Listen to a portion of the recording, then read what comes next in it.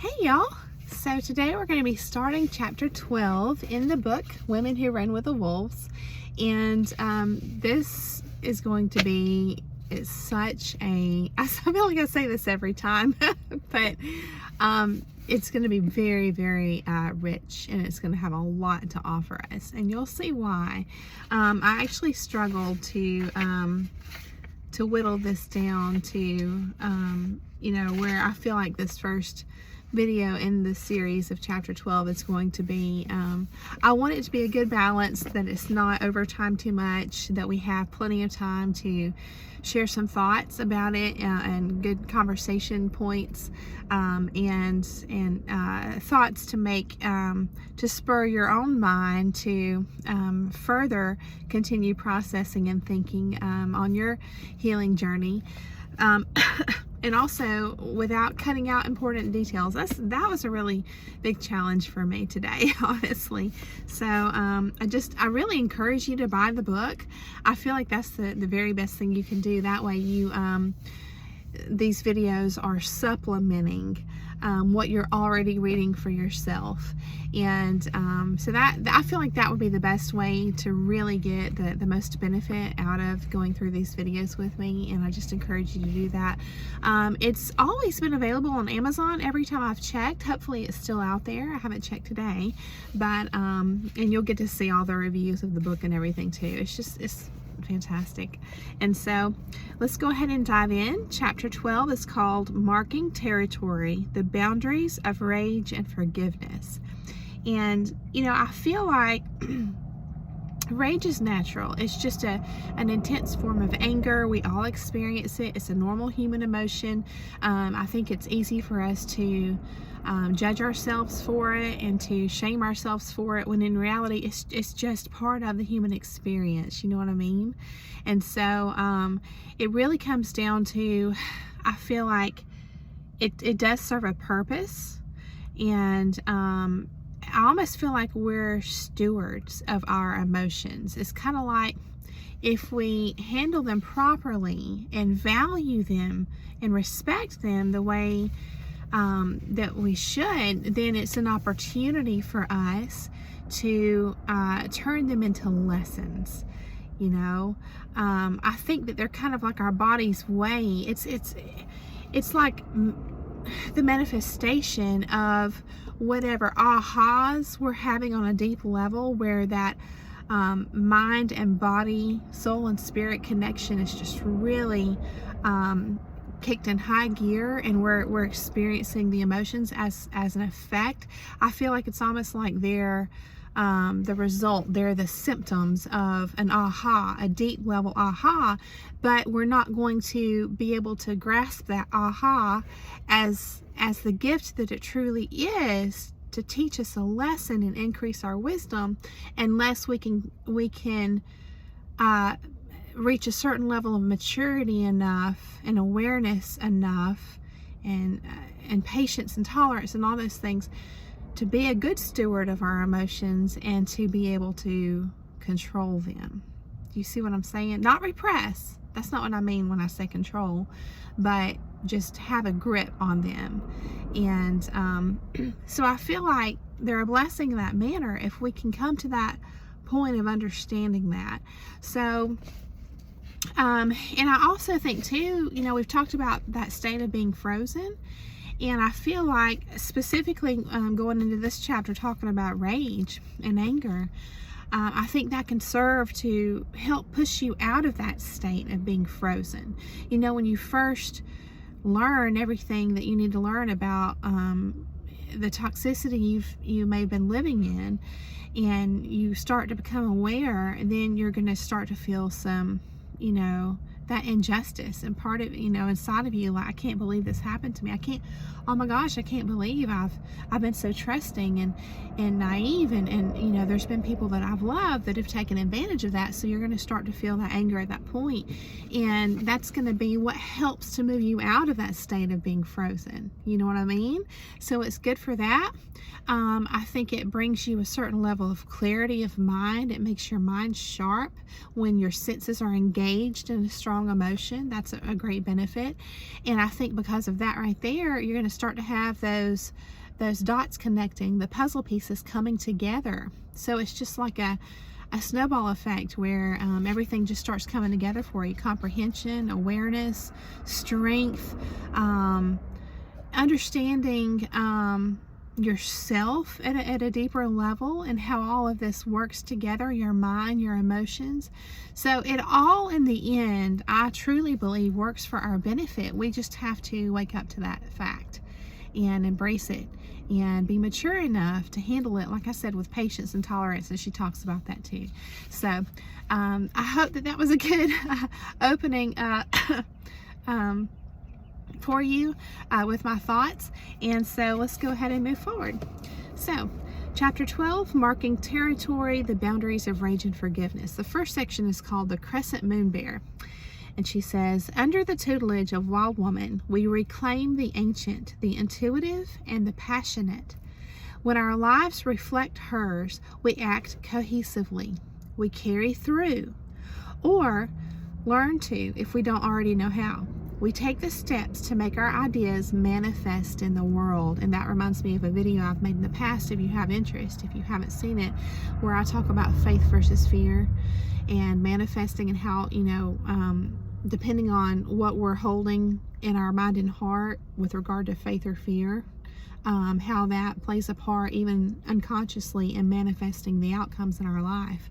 So I just encourage you to look at that video if you haven't, because she says right here, we take the steps to make our ideas manifest in the world. Yeah, and ideally we would do that from a place of conscious awareness, because it's going to happen, even if we're not conscious, even if we don't realize we're approaching life from a state of fear or lack or whatever it hurt, unprocessed emotions that we haven't dealt with yet. So you want to approach your life from a place of conscious awareness, so that you can intentionally manifest or co-create, if you have spiritual beliefs, a beautiful outcome, a beautiful life for yourself and those you love and care about. It says, we regain focus when we lose it. Attend to personal rhythms, draw closer to friends and mates who are in accord with wildish and integral rhythms. We choose relationships that nurture our creative and instinctive lives. We reach out to nurture others, and we are willing to teach receptive mates about wildish rhythms if need be. I think that reminds me of the saying, iron sharpens iron, because we're always growing. But there's another aspect to mastery, and that is dealing with what can only be called women's rage. The release of that rage is required, and for men too. It's just a book, geared towards women, but it applies to all of us. So she says repressing it will not work.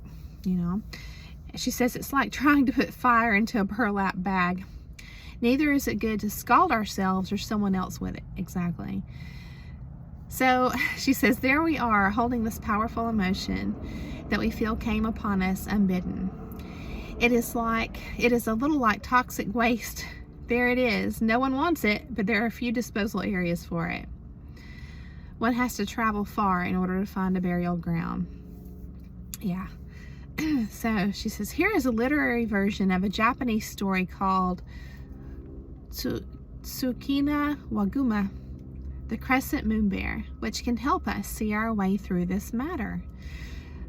The story was given to me by Sergeant I. Sagara, a World War II vet and patient at Hines Veterans Assistance Hospital in Illinois many years ago.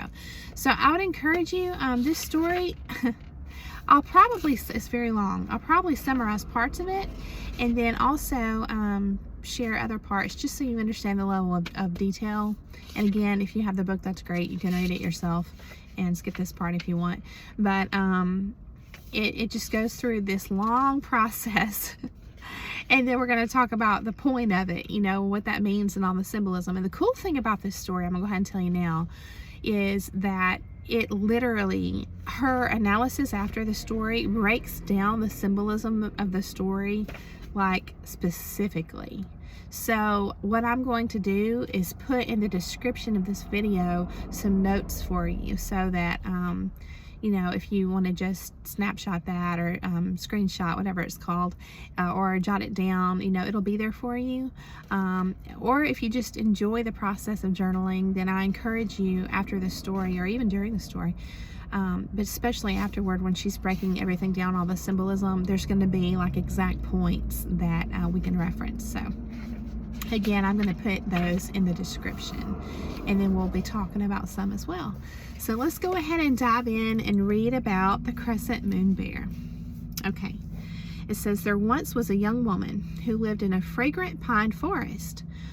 Her husband was away fighting a war for many years. When finally he was released from duty, he trudged home in a most foul mood. He refused to enter the house, for he had become used to sleeping on stones.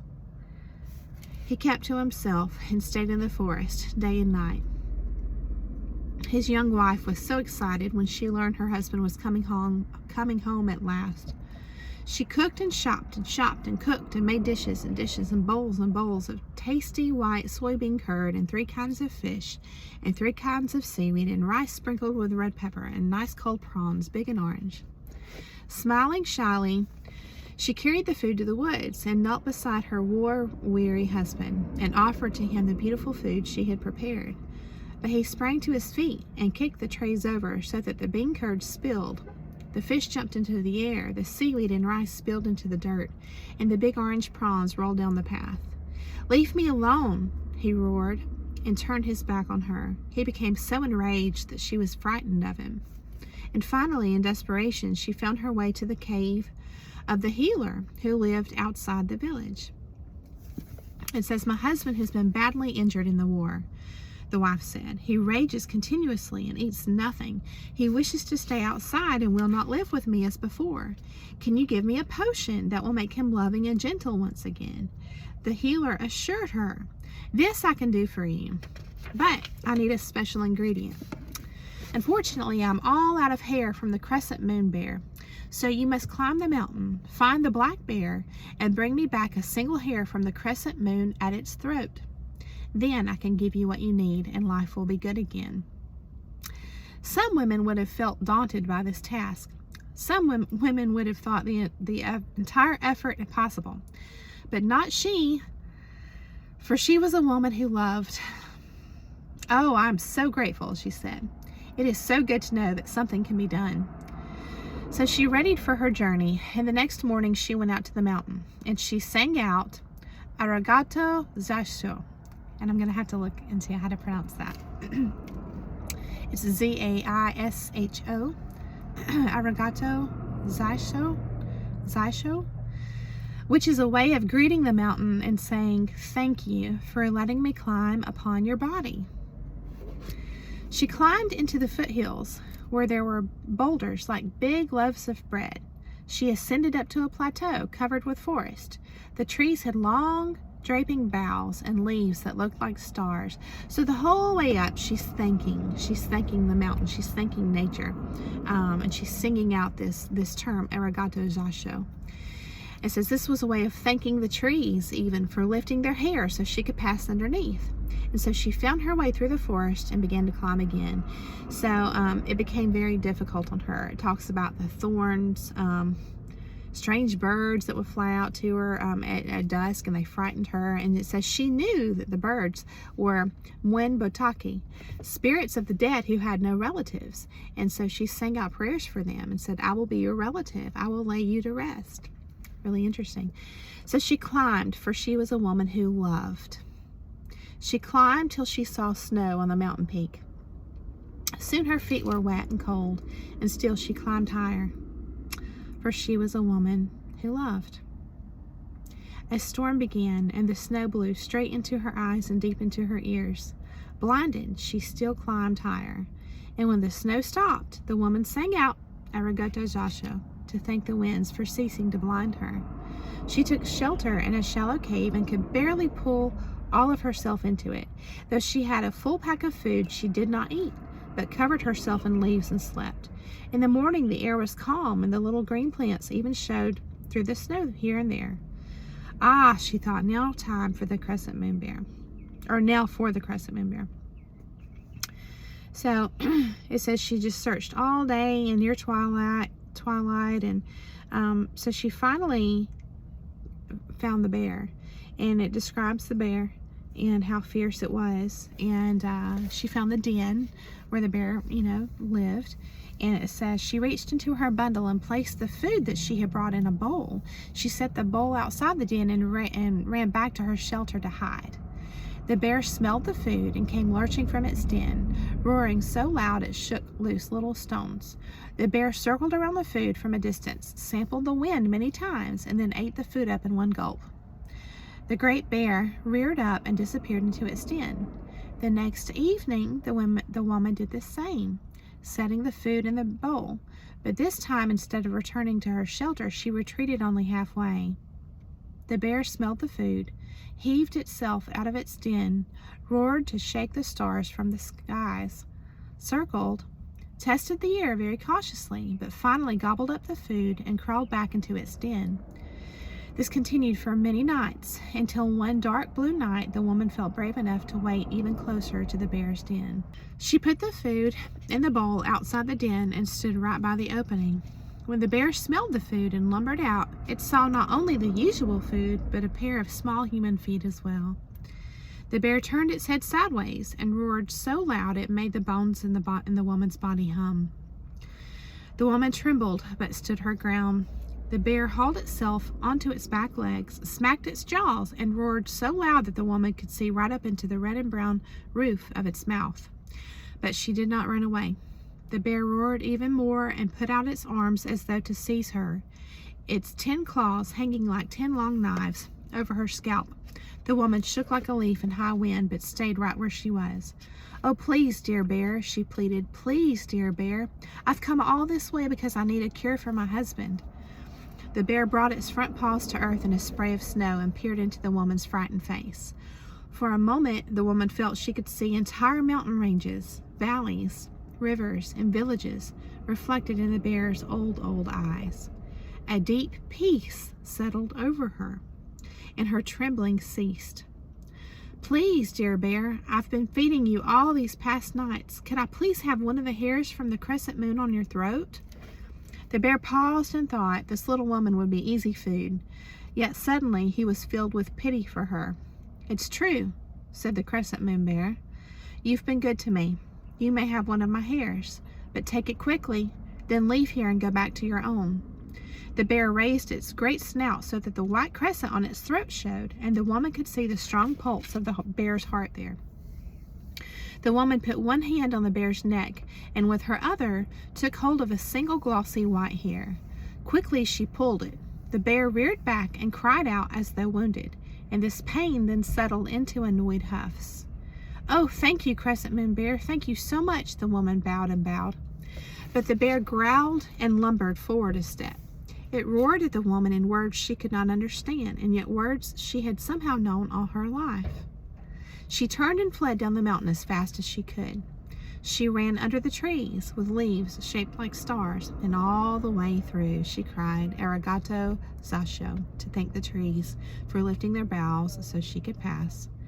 And then it talks about her going, down the mountain and stumbling over the boulders and how they look like big loaves of bread again. And she kept thanking all, the boulders, the mountain, the trees, to allow her, it says, to climb upon its body.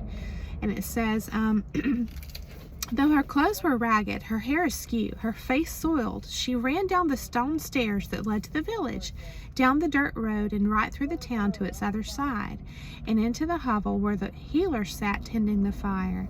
Look, I have it, I found it, I claimed it, a hair, a hair of the crescent moon bear," cried the young woman. "Ah, good," said the healer with a smile. She peered closely at the woman and took the pure white hair and held it out toward the light.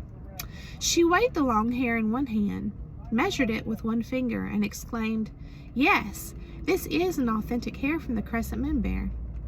Then suddenly she turned and threw the hair deep into the fire, where it popped and crackled and was consumed in a bright orange flame. "No!" cried the woman. "What have you done?" "Be calm. It's good. All is well," said the healer. Do you remember each step you took to climb the mountain?" Remember each step you took to capture the trust of the crescent moon bear. Remember what you saw, what you heard, and what you felt. Yes, said the woman, I remember very well. The old healer smiled at her gently and said, please now, my daughter, go home with your new understandings and proceed in the same ways with your husband. So I hope that you enjoyed that story. I thought it was beautiful, and it rings very true, doesn't it? On a soul level.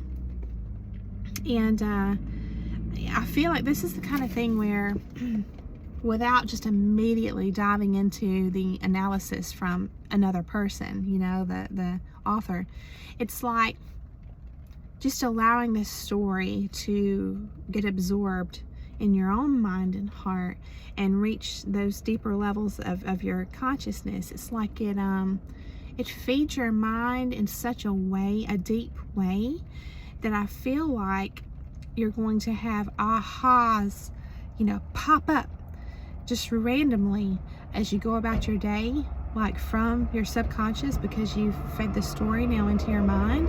And each time you have something pop up into your awareness, it's going to be, you know, more dots connecting, more puzzle pieces coming together, and it's going to stick. You know what I mean? It's going to be a lot of beautiful moments for you. That's how it works for me with these stories, and I just think they're magical that way. And so, like little surprises, you know, as you go along your journey, your healing path. So then she goes into the analysis, and the first section of analysis on the story. Excuse me, I'm still dealing with congestion, but you know, I'm okay. But it kind of sits heavy, you know, and just chokes me up a little bit here and there. So thanks for hanging with me. But the first section of the analysis is called Rage as Teacher. And so I'm going to open up. It says, the central motif of the story is found throughout the world. In some cases, it is a woman who makes the ascent. In others, a man. The magical thing being sought is an eyelash, a nose hair, a tooth, or some other physical element. So she talks about all the different variations in different countries, and she says even in one of the versions, the hair sought after is a whisker from Baba Yaga's chin. I thought that was cool. Then she goes into talking about a type of story that's really interesting called aperture stories. So I'm going to read that little bit about read that to you here. It says, the Crescent Moon Bear story belongs, like others in this book, to a category of tales I call aperture stories. Aperture stories allow us to glimpse their hidden healing structures and deeper meaning rather than just their overt contents. Yeah. The content of this story shows us that patience will help anger, but the larger transmission is about what a woman must do in order to restore order in the psyche, thereby healing the angry self. In aperture stories, things are implied rather than stated. In this tale, the understructure reveals an entire model for dealing with and healing from rage. So then she goes into, breaking down the different parts of the story specifically. I was really impressed with this. So I'm going to put that in the description for you and the notes about that rather than reading it. But we'll probably bring up specific points as we go through the analysis too. So further along.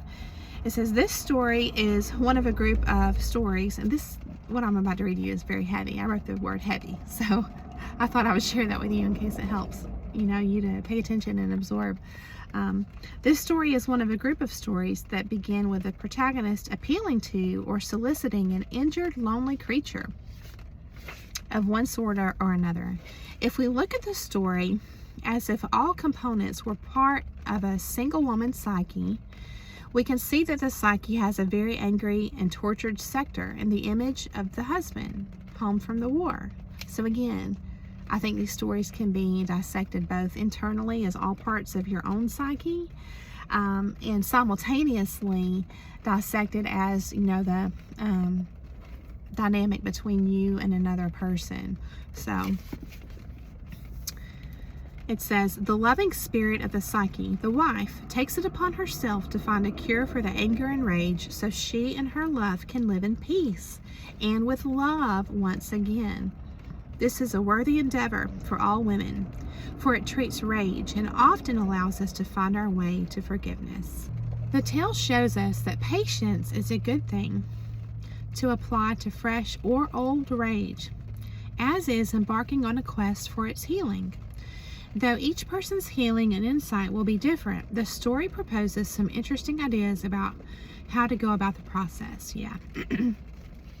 And I just, I feel like if we can, the key word here in this paragraph I just read being patience, because if we could just keep, these emotions from taking our breath away, then we can stay, centered and grounded and allow, everything to come together and allow ourselves to learn the lesson. And so it says the Crescent Moon Bear story comes from Japan, which once had a great philosopher prince named Shotoku Tashi, who lived at the turn of the 6th century. He taught, among other things, that one must do psychic work in both the inner and outer worlds, but even more so, he taught tolerance for every human, every creature, and every emotion. So again, another key word, tolerance. He taught tolerance. So we have patience and we have tolerance. So, yeah, and I just want to caveat that by saying I don't think this applies to endorsing, tolerating an abusive situation or person, you know what I mean? So it's like, you have to, understand when you're reading these things, it's, it doesn't mean everything and all. It's like, only particular situations and people and, just applying common sense. It says, even raw and messy emotions are a form of light, crackling, bursting with energy. We can use the light of rage in a positive way in order to see into places we cannot usually see. This is really interesting here. A negative use of rage is to destructively concentrate it in one tiny spot until, like acid creating an ulcer, it destructively burns a black hole right through all the delicate layers of the psyche. But there is another way. All emotion, even rage, carries knowledge, insight, what some call enlightenment. Our rage can, for a time, become our teacher. A thing not to be rid of so fast, but rather something to climb the mountain for, something to personify, learn from, deal with internally, then shape into something useful in the world as a result, or something we let go back down to dust. In the wildlife, rage is not a standalone item. It is a substance waiting for our transformative efforts. The cycle of rage is like any other cycle. It rises, falls, dies, and is released as new energy. Yeah. Allowing oneself to be taught by one's rage, thereby transforming it, disperses it. One's energy returns to use in other areas, especially the area of creativity. So that right there is what's going to get you unstuck.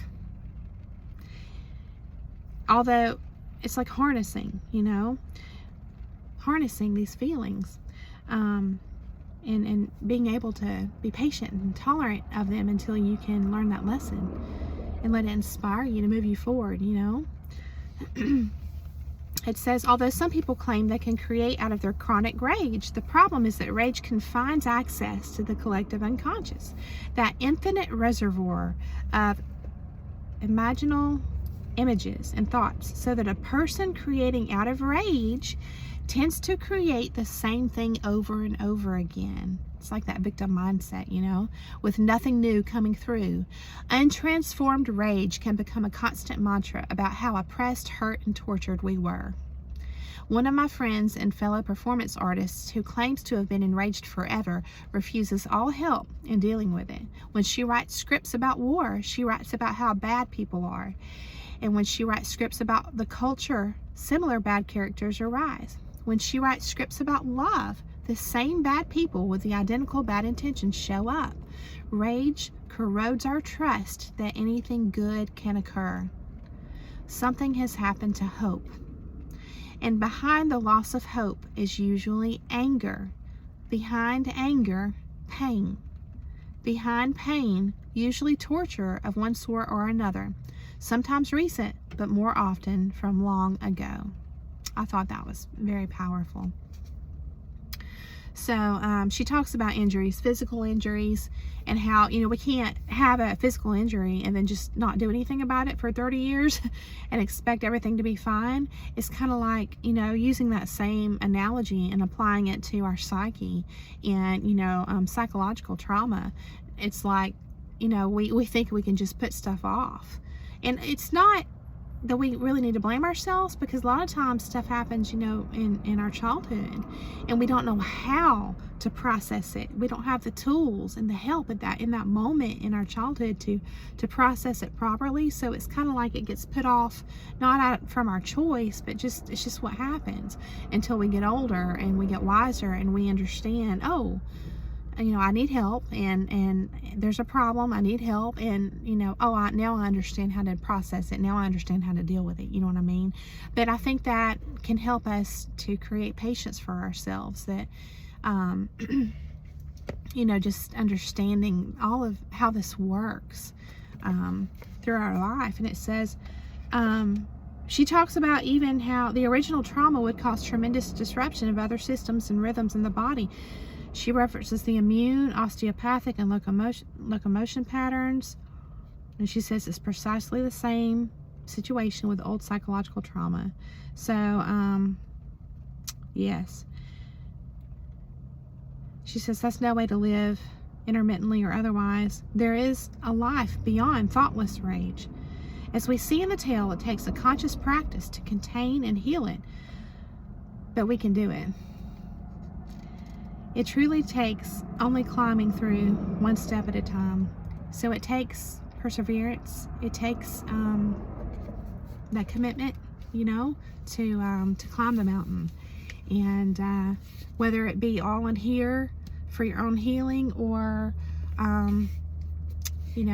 working through something with someone you love, or trying to process something that went down with another person in your life that was very toxic, that you've removed yourself from, processing how all that went down and how it affected you. However it is, I feel like, again, all these concepts can be applied internally or externally to our benefit, to help us grow and learn, and so that we can get to a peaceful and better place in our life, so that we can manifest the right things, from a good place. So here and here. I hope this has inspired you. I just thank you for coming along the journey with me, and I just enjoyed it. I hope you did too. I hope that you have a beautiful day, and I will see you again soon.